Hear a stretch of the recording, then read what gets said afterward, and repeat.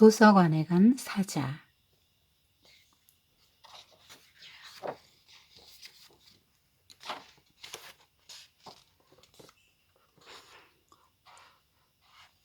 어느 날 도서관에 사자가 왔어요. 사자는 곧바로 대출 창구를 지나 자료실로 들어갔어요. 대출 창구의 맥비 씨는 불이 나게 복도를 달려 관장실로 갔습니다. 메리에도 관장님! 맥비 씨가 소리쳤어요. 도서관에선 뛰면 안 됩니다. 메리도 관장님이 쳐다보지도 않고 말했어요. 하지만 사자가 온 거려? 도서관에 말입니다. 그래서 그 사자가 규칙을 어겼나요? 관장님이 물었어요. 관장님은 규칙을 어기는 것을 절대로 그냥 넘기지 않았어요. 그건 아닙니다. 그렇지는 않아요. 맥비 씨가 대답하자 관장님이 말했어요. 그럼 그냥 내버려 두세요. 사자는 도서관을 여기저기 돌아다녔습니다. 도서 목록 카드에 코를 들이대고 킁킁 냄새를 맡아보았어요. 새로 들어온 책에 머리를 비벼보기도 했어요. 그런 다음에 터벅터벅 이야기방으로 들어가 그대로 잠이 들어버렸어요. 아무도 어떻게 하면 좋을지 몰랐어요. 도서관 규칙에 사자에 대한 것은 없었으니까요. 곧 이야기 시간이 되었어요. 하지만 이야기 시간에 사자가 어떻게 해야 되는지에 대한 규칙도 없었어요. 이야기 선생님은 조금 불안해 보였어요. 그래도 맑고 또렷한 목소리로 첫 번째 책의 제목을 읽었어요. 사자가 번쩍 고개를 들었습니다. 선생님은 계속해서 읽어나갔어요. 사자는 선생님이 다음 이야기를 다 읽을 때까지 그대로 있었어요. 그 다음 이야기도 가만히 듣고 있었죠. 사자는 또 다음 이야기를 기다렸지만 아이들은 하나둘 자리를 떠나기 시작했어요. 이야기 시간 끝났어. 이제 갈 시간이야. 한 아이가 사자에게 말했어요. 사자는 아이들을 보았습니다. 이야기 선생님도 보았어요. 그리고 책장이 덮인 책도 보았어요. 그러더니 귀청이 떨어질 듯 요란한 소리로 으르렁 울었어요. 으르르르렁! 메리에도 관장님이 관장실에서 저벅저벅 걸어 나왔어요. 대체 누가 이렇게 소란을 피우는 겁니까? 관장님이 묻자 맥비 씨가 대답했어요. 사자예요. 메리에도 관장님은 사자에게 다가갔어요. 조용히 하지 못하겠다면 도서관에서 나가라. 그게 도서관 규칙이야. 관장님이 엄격한 목소리로 말했어요. 사자는 계속해서 으르렁거렸어요. 왠지 슬픈 소리였어요. 한 아이가 메리에도 관장님의 옷자락을 살짝 잡아당기며 물었어요. 조용히 하겠다고 약속하면 사자가 내일 이야기 시간에 다시 와도 되나요? 사자는 으르렁거리다 말고 메리에도 관장님을 바라보았어요. 관장님은 아이들을 둘러보았습니다. 그러고는 말했어요. 그래, 착하고 얌전한 사자라면 당연히 또 와도 되지. 만세! 아이들이 소리쳤어요. 이튿날 사자는 다시 도서관에 왔어요. 일찍 왔구나. 이야기 시간은 3시부터인데. 관장님이 말했어요. 그래도 사자는 꼼짝도 하지 않았어요. 좋아. 그럼 나를 좀 도와주겠니? 그러더니 관장님은 사자에게 이야기 시간이 될 때까지 백과사전에 묻은 먼지를 떨어내라고 했어요. 그 다음 날도 사자는 도서관에 일찍 왔어요. 관장님이 이번에는 반나절이 지났다고 알리는 편지의 봉투에 침을 발라달라고 했어요. 곧 사자는 누가 시키지 않아도 알아서 척척 일을 잘하게 되었어요. 사자는 백과사전의 먼지를 떨어냈어요. 편지 봉투에 침도 발랐죠. 키가 작은 아이들을 등에 태워 책꽂이 맨 윗칸의 책을 뽑을 수 있도록 도와주기도 했어요. 그러고 나면 사자는 이야기 방에 얌전히 누워서 이야기 시간이 시작되기를 기다렸어요. 도서관에 온 사람들은 처음에는 사자 때문에 안절부절 못했어요. 하지만 얼마 지나지 않아 사자가 어슬렁거리고 다녀도 아무렇지도 않게 되었어요. 사실 사자는 도서관에 딱 어울리는 것 같았어요. 사자는 커다란 발로 아무 소리도 내지 않고 도서관을 걸어 다닐 수 있었어요. 이야기 시간에는 아이들이 편하게 기댈 수 있는 등받이가 되어 주었죠. 게다가 이제 도서관에서는 절대 으르렁거리지 않았어요. 정말 고마운 사자야. 도서관에 온 사람들이 입을 모았어요. 사자가 지나갈 때면 복슬복슬한 머리를 쓰다듬어 주었습니다. 지금까지 사자 없이 어떻게 지냈을까? 그런 이야기를 들을 때면 맥빗이는 얼굴을 찌푸렸어요. 지금까지 사자 없이도 잘 지내왔잖아. 사자 따위가 무슨 소용이람. 사자는 규칙을 이해하지 못해. 도서관에 있어서는 안 될 동물이야. 맥빗이는 그렇게 생각했어요. 어느 날 백과사전 위에 먼지를 전부 떨고 편지 봉투에 침을 다 바르고 작은 아이들을 모두 도와주고 난 뒤에 사자는 더 할 일이 있을까 싶어서 복도를 지나 관장실로 갔습니다. 이야기 시간이 되려면 좀 더 기다려야 했으니까요. 안녕, 사자야.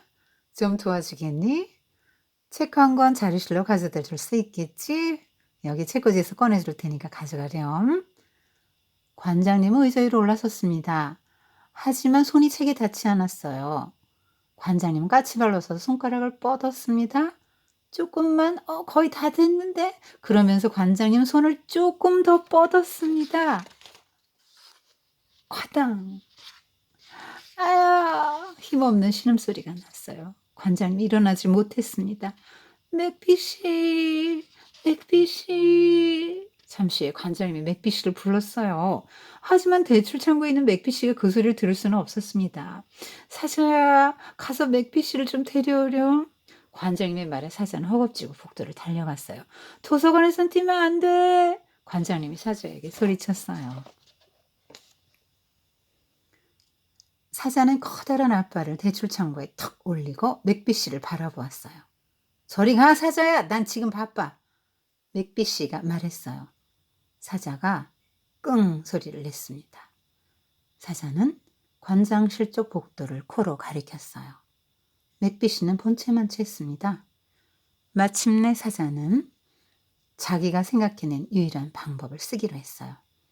사자는 맥빗이의 눈을 똑바로 들여다보았어요. 그러더니 커다란 입을 쫙 벌렸어요. 그리고 여태까지 한 번도 질러본 적이 없는 요란한 소리로 큰 고함을 질렀습니다. 으르르 쾅! 맥빗이는 너무 놀라 제대로 숨을 쉴 수가 없었습니다. 도서관에선 조용히 해야 한다는 걸 모르니? 넌 규칙을 어겼어! 맥빗이는 사자에게 말하고 서둘러 복도를 걸어갔어요. 사자는 그 뒤를 따라가지 않았습니다. 규칙을 어겼으니까요. 그것이 무엇을 뜻하는지 잘 알고 있었거든요. 사자는 고개를 떨어뜨리고 문 쪽으로 터벅터벅 걸어갔습니다. 하지만 맥빗이는 눈치채지 못했어요. 관장님! 메리에드 관장님! 사자가 규칙을 어겼어요! 사자가 규칙을 어겼습니다! 맥빗이가 걸어가면서 소리쳤어요. 맥빗이는 관장실 문을 열어젖히고 안으로 들어갔습니다. 그런데 관장님은 자리에 앉아있지 않았어요. 관장님? 맥빗이가 불렀어요. 그때 책상 뒤 바닥에서 관장님 목소리가 들렸습니다. 때로는 규칙을 어길 수밖에 없는 이유가 있게 마련이에요. 아무리 도서관이라 해도 말이죠. 가서 의사를 좀 불러주세요. 팔이 부러진 것 같아요. 맥빗이는 의사를 부르려고 달려갔습니다. 도서관에선 뛰면 안 돼요. 관장님이 맥빗이에게 소리쳤어요. 이튿날 모든 것이 제자리로 돌아왔습니다. 아니, 거의 모든 것이 그랬죠. 메레도 관장님은 왼팔에 붕대를 감았어요. 의사 선생님은 관장님에게 일을 좀 줄이라고 했어요. 내게는 일을 도와줄 사자가 있으니까 관장님은 생각했어요. 하지만 그날 아침 사자는 도서관에 오지 않았습니다. 3시가 되었어요. 관장님은 이야기 방으로 가보았어요. 이야기 선생님이 아이들에게 이야기를 들려주기 시작했지만 사자의 모습은 보이지 않았어요.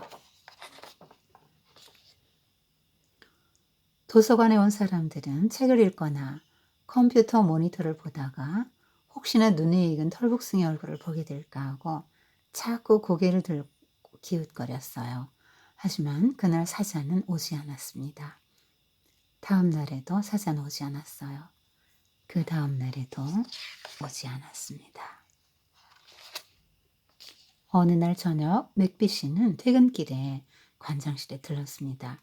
관장님, 퇴근하기 전에 뭐 도와드릴 일이 있을까요? 맥비 씨가 물었어요. 아니요, 괜찮아요.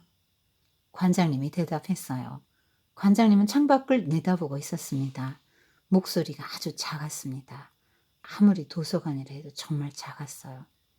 맥비 씨는 생각에 잠겨 찌푸린 얼굴로 걸어갔어요. 아무래도 관장님을 도울 방법이 있을 것 같았습니다. 맥비 씨는 도서관을 나섰어요. 하지만 집으로 가지 않았어요. 맥비 씨는 동네를 이리저리 돌아다녔습니다.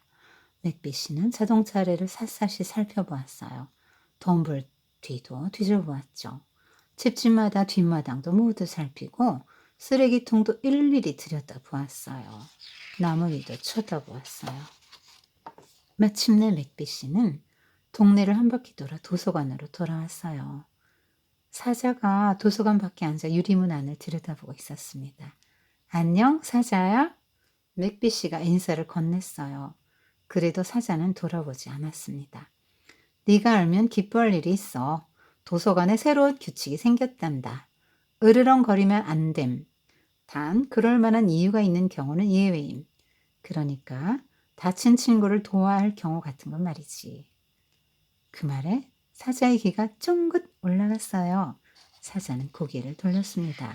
하지만 맥비 씨는 벌써 저 멀리 걸어가고 있었어요. 이튿날 맥비 씨는 복도를 지나 관장실로 갔습니다. 무슨 일이죠, 맥비 씨?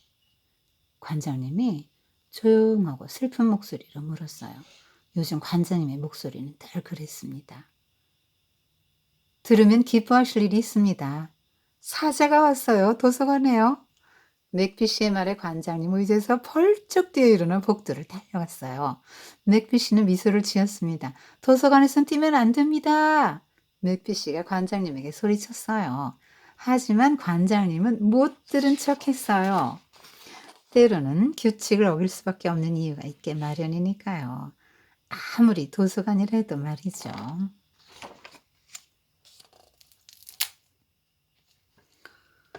도서관에 간 사자. 이 글을 쓴 미셸 누드스는 그 뉴욕시와 뉴욕주의 그 여러 도서관에서 사서로 일을 했대요. 그래서 이 작가가 도서관은 마법과 같은 장소였고, 또 어린이들이 도서관과 책에서 멋진 친구들을 많이 만났으면 좋겠다. 이런 마음으로 이 글을 썼다고 합니다. 도서관하고 사자는 정말 안 어울리는 조합인데요. 동물원 갈 때 굉장히 신나잖아요. 그것처럼 도서관에 가는 것도 신난다. 신나는 일이다. 동물들뿐 아니라 굉장히 많은 것들을 만나잖아요. 책 속에 있는 수많은 인물들, 이야기들, 또 친구들 많이 만나게 되죠. 도서관은 정말 인류의 모든 지식이 축적되어 있는 보물창고죠. 빌 게이츠는 오늘의 나를 있게 한 것은 우리 마을 도서관이었다. 하버드 졸업장보다 더 소중한 것은 독서 습관이다. 이런 말을 했는데요. 모든 창의의 그 바탕이 독서입니다. 해아래 새 것이 없기 때문에 기존의 어떤 지식에서 새로운 것이 나오고 전혀 없던 데서 나오지 않거든요. 그래서 이런 것들이 기반이 되죠. 사자인데 표정이 굉장히 온순해요. 그리고 애들이 막 기대해 있는데요. 사자가 가는데 도서관으로 들어가네요. 지금 이 책을 읽고 나서 엄마랑 같이 도서관 놀이 한번 해보세요. 사서도 있고 이렇게 책도 빌려가고 반납도 하고 대출도장 찍어주고 기록도 하고 이런 거 한번 해보세요. 책도 카트로 막 또 이렇게 책도 나르고 그런 거 재밌을 것 같아요. 도서관에 사자가 왔는데 깜짝 놀라죠. 다 놀래요. 왜냐면 낯선 존재였거든요. 낯선 존재니까요. 다 놀라죠. 그래서 규칙도 없고 사자가 왔는데 규칙이 없어요. 그래서 이 대출창고의 맥비 씨가 관장실로 가서 말을 하는데 원장 선생님은 규칙만 잘 지키면 내비두라고 그랬죠. 이게 좀 낯선 존재인데요. 규칙만 어기지 않으면 그냥 둬라. 그래서 이제 그냥 두게 되는데요. 원장님, 아이고, 이렇게 동물들 그림 많이 있고, 여기도 동물 그림이 있네. 애완견. 혼자 사는 분인가 봐. 가족 사진이 있을 자리에 애완견 사진이 있네. 도서관에 뭐가 있나 알려주는 거죠. 도서 목록 카드, 신간서적 들어오는데, 그리고 이야기 방. 도대체 어떻게 하면 좋을지 몰라서 다들 이렇게 쳐다만 보고 있네요. 그런데 좀 불안하긴 한데 사자가 이렇게 잠을 자고 있다가 언제 고개를 번쩍 드냐면 이야기를 읽어줄 때 고개를 번쩍 들어요. 그 이야기를 하나 읽고, 두 개 읽고, 세 개 읽었네. 그래서 세 개 읽고 이제 아이들은 다 집에 돌아가는데 사자는 너무 아쉬운 거예요. 그래서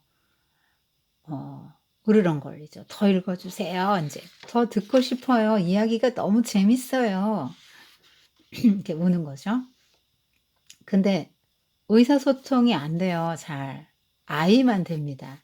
아이는 사자가 왜 우는지를 알았어요. 그래서 원장 선생님이 와서 시끄러우니까 이제 원장님 왔는데 이 아이가 이제 말하는 거죠. 조용히만 하면 사자가 또 와도 되냐고. 그러니까 또 와도 된다고 허락을 해줬죠. 사자 표정 한번 보세요. 이 그림책에서 처음부터 이거 그림책 사서 보세요. 처음부터 끝까지 사자의 표정이 어떻게 바뀌고 사자의 감정이 어떻게 바뀌는지 감정 그래프 그려보시고요. 그다음에 맥비씨 표정도 되게 재밌으니까 맥비씨 표정도 한번 살펴보세요. 그 맥비씨 표정 그리고 맥비씨 감정 그다음 관장님의 표정과 관장님의 감정 변화도 한번 해보세요. 그리고 이런 감정 변화, 또 이런 변화를 가져오게 된 존재가 누구냐? 사자죠. 사자는 왜 그렇게 이렇게 도서관에 오는 걸 좋아했을까요? 또 아이들은 왜 이렇게 사자를 좋아할까요? 근데 일찍 왔어요. 왜 이렇게 일찍 왔죠? 너무 좋으니까요. 도서관이 너무 좋으니까 일찍 왔어요. 그래서 할 일이 없으니까 책 읽어줄 시간이 많으니까 도와달라고 해서 이러이러한 일들을 도와줍니다. 말도 잘 듣네.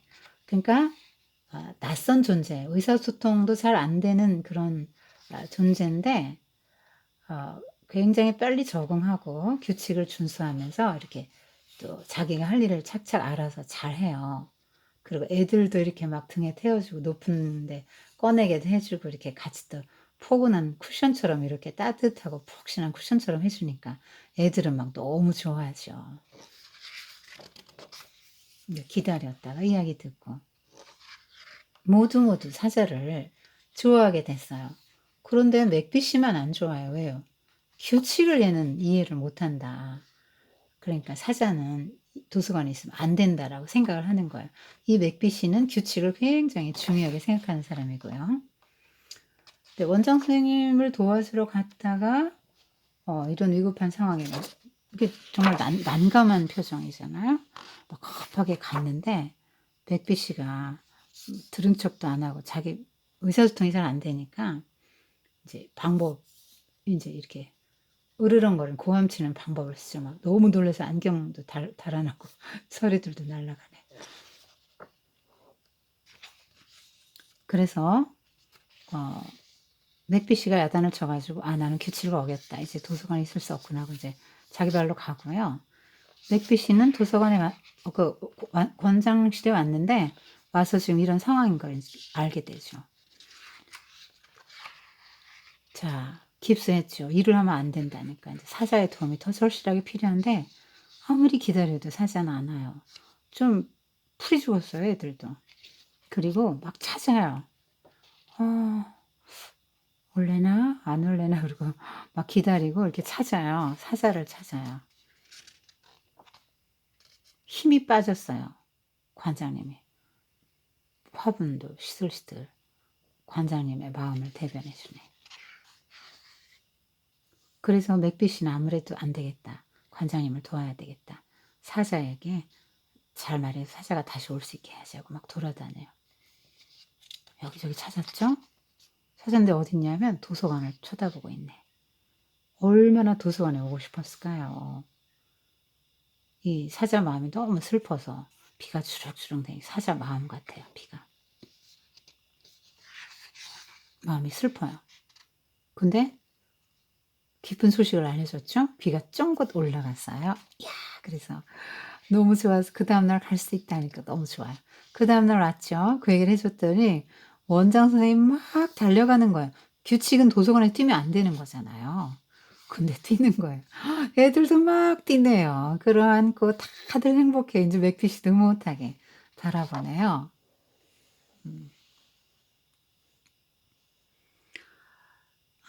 이 그림책은 규칙이라는 단어가 자주 나오잖아요. 자주 나오는 게 키워드죠. 규칙이 중요하다. 어떤 한 공동체를 잘 유지하기 위해서는 규칙이 필요하죠. 그런데 그 규칙을 예외 없이 너무 차갑게 적용을 하면 사람을 잃게 되죠. 결국 그 사람을 위한 공동체인데 규칙의 그 문자적인 규칙에 얽매이게 되면 사람을 잃게 돼요. 그래서 예외라는 것을 이제 두게 됩니다. 그래서 사람들은 규칙을 왜 만들까? 논의해 보세요. 그 다음에 규칙을 지키지 않았을 때는 어떤 어려움들이 올까? 또 규칙은 항상 지켜야만 하나? 예외를 둬야 될까? 어떤 때 예외를 둬야 될까? 그런 한번 논의를 해보세요. 굉장히 이 사자의 성격은 어때요? 온화하죠? 남을 돕기를 좋아하고 책을 좋아해요. 이야기 듣기를 좋아해요. 이런 사람은 선량해요. 규칙도 잘 지키잖아요. 그리고 지금 낯선 존재인데 도서관에서 이 낯선 존재를 공동체의 한 일원으로 구성원으로 잘 받아들였어요. 그러니까 또 하나의 그 메인 한 주제는 아니지만 나와 다른 낯선 존재를 우리 공동체에 받아들이는 것, 그런 것도 한번 수용하는 거예요. 그런 것도 한번 생각해 보면 좋을 것 같고요. 자, 애들은 다 좋아하고 원장님도 좋아하는 맥빗이는 왜 싫어했을까요? 한번 그런 것도 또 생각해 보세요.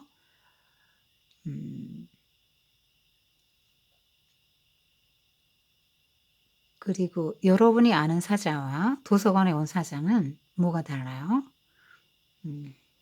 이 사자는 도서관을 굉장히 행복한 공간으로 만들어줬네요.